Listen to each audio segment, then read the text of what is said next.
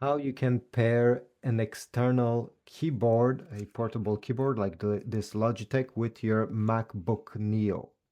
Step number one, turn on your keyboard. This one doesn't have a button over here, it's actually on the side. And once it's turned on, you'll need to put this keyboard in pairing mode. Depending which brand you have, it will be slightly different. On this Logitech keyboard, I can pair it with 3 different devices.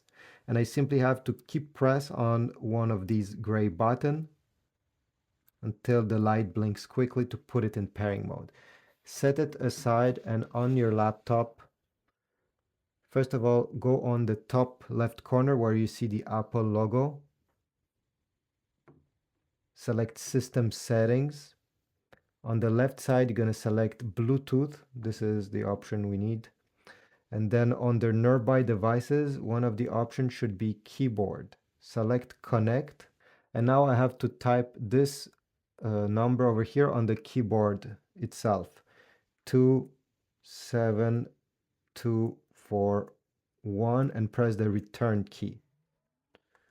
If nothing happens, okay, you see, it may take a few seconds, but sometimes the window disappears by itself and the keyboard starts working by itself without you having to do anything. At this point, I'll just press quit this, and let's test it out. If I go in the search bar there, yep, I'm able to type using my external keyboard, and it's also saying that it's connected. So thanks for watching. If you found this video helpful, please leave a like, comment, subscribe, and I'll see you in the next one.